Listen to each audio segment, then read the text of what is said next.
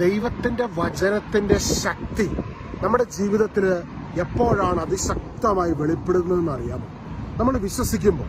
റോമാലേഖനം 3-ാം അധ്യായത്തിൽ നമ്മൾ കാണുന്നുണ്ട്, വിശ്വാസത്തിലൂടെ നമ്മൾ നീതീകരിക്കപ്പെടുന്നു. വിശ്വാസം എങ്ങനെയാണ് നമ്മളെ നീതീകരിക്കുന്നത്?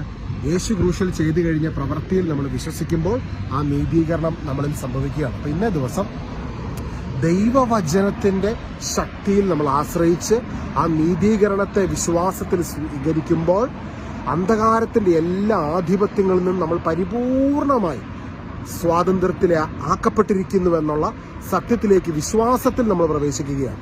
പലപ്പോഴും നമ്മൾ നമ്മുടെ പ്രസന്റിലെ സാഹചര്യം വെച്ച് യേശു ക്രൂശിൽ ചെയ്തു കഴിഞ്ഞ പ്രവൃത്തിയെ നമ്മൾ വിശ്വസിക്കാതിരിക്കും ചില സമയങ്ങളിലൊക്കെ.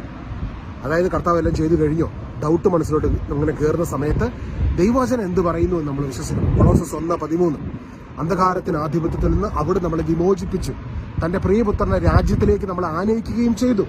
നിങ്ങൾ ഇപ്പോൾ ആയിരിക്കുന്ന സാഹചര്യത്തെ ഡിപ്പെൻഡ് ചെയ്തുകൊണ്ടല്ല യേശു ക്രൂശിൽ ചെയ്തു കഴിഞ്ഞ പ്രവൃത്തിയുടെ ശക്തി, അതായത് കർത്താവ് പൂർത്തീകരിച്ച പ്രവൃത്തിയാണ് നിങ്ങളെ ദൈവരാജ്യത്തിനുള്ളിലേക്ക് പ്രവേശിപ്പിച്ചു എന്ന് വചനം നിങ്ങളെ നോക്കി പറയുകയാണ്. കൊളോസസ് 1:13. ഇപ്പോൾ ഒരു അമേരിക്കയുടെ അംബാസിഡർ കെനിയയിലോ ഉഗാണ്ടയിലോ നൈജീരിയയിലോ പ്രശ്നസങ്കീർണമായ ഒരു സ്ഥലത്തോ ആണെന്ന് വെച്ചാൽ അയാൾ അമേരിക്കൻ പൗരൻ തന്നെയാണ്. അയാളെ സപ്പോർട്ട് ചെയ്യുന്ന അമേരിക്കയാണ്. അവിടെ എന്തൊക്കെ സംഭവിച്ചാലും അതിനെ ബാക്കപ്പ് ചെയ്യുന്നു അമേരിക്കയാണ്. ഈ ഭൂമി ഒരു മിഷൻ ഫീൽഡാണ്.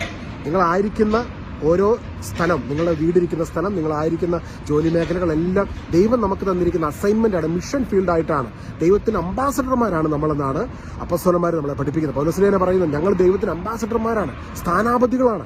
2 കൊരിന്ത്യർ 5-ാം അധ്യായത്തിൽ. അപ്പൊ ക്രിസ്തുവിനൊരു പുതിയ സൃഷ്ടിയായി തീർന്ന നമ്മൾ ക്രിസ്തുവിന്റെ വചനത്തിന്റെ ശക്തിയുടെ അഭിഷേകത്തിൽ നിറഞ്ഞ് ദൈവരാജ്യത്തിന്റെ നിർമ്മാണം അല്ലെങ്കിൽ ദൈവരാജ്യത്തിന്റെ സാക്ഷികളായി യേശു ക്രൂശിൽ ചെയ്തു കഴിഞ്ഞ പ്രവൃത്തിയുടെ സാക്ഷികളാക്കി ദൈവം നമ്മളെ ഈ ഭൂമിയിൽ നിർത്തിയിരിക്കുകയാണ്.